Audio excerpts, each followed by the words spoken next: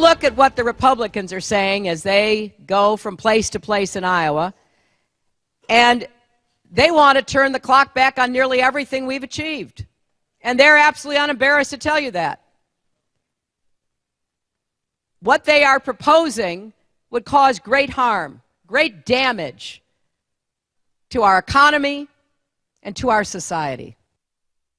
Hillary Clinton is one of many counting on some history occurring this night in Iowa. More than watching who will vote and why, it's more about how many will enter those auditoriums and meeting rooms, because sheer numbers have never been so important to her rival for the nomination and the GOP frontrunner. Without those high attendance figures, this becomes a political free-for-all that could expose these various polls as the occasional frauds they can sometimes be.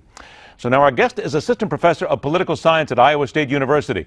Welcome, Dr. David Andersen, to the Hardline.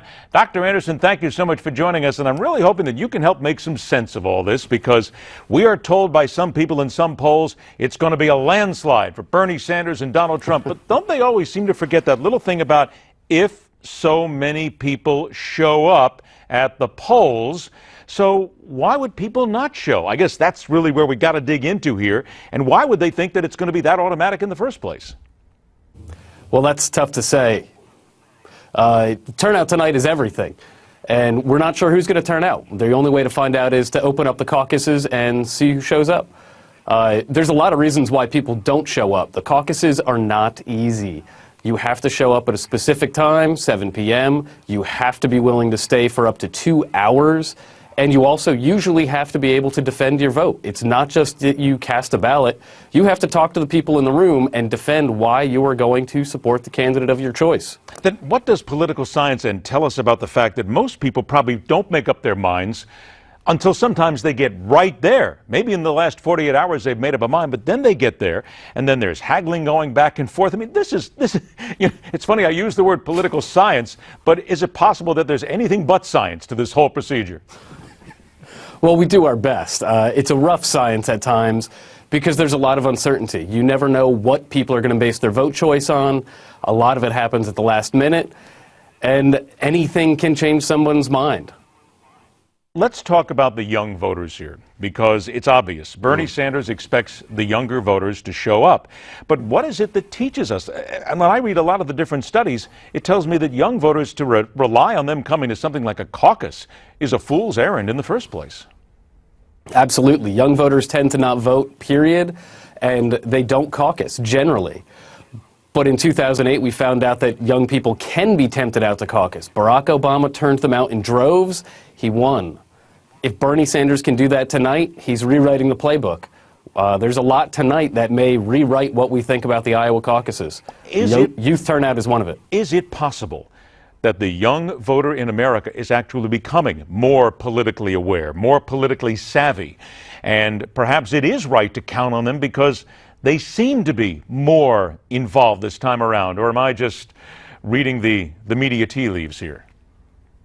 It's absolutely possible. I think every election kind of America braces and sees if the youth are going to come out. And it rarely happens. This could be a generational swing where the young people of America finally turn out to vote. If they do it in Iowa, they could do it in New Hampshire, they could do it in South Carolina, they could do it in Nevada, they could do it everywhere. And then every politician in America has to rethink what they stand for. You said something recently I found fascinating, talking about Donald Trump. You said he's doing a great job in bringing new people to get active in the political process, but new activists are simply not likely to make it out to the polls. Explain that.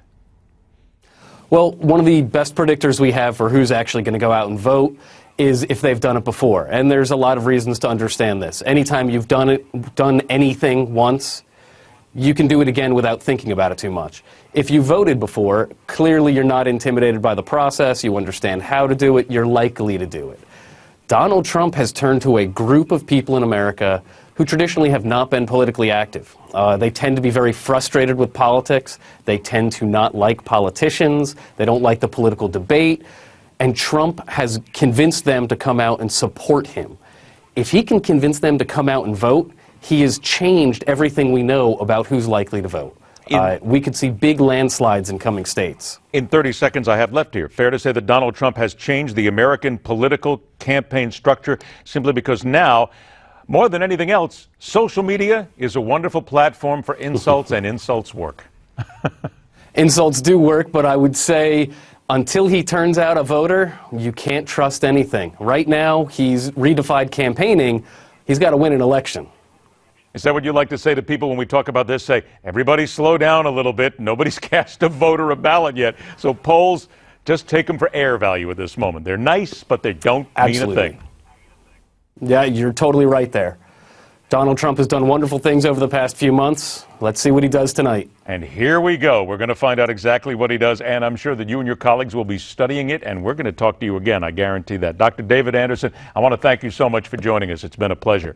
Thanks for having me. Iowa's only the first stop in a long road to November. Hear from the right and the left on where their chosen fields and their chosen parties go from here. It's coming up next in The Political Animal.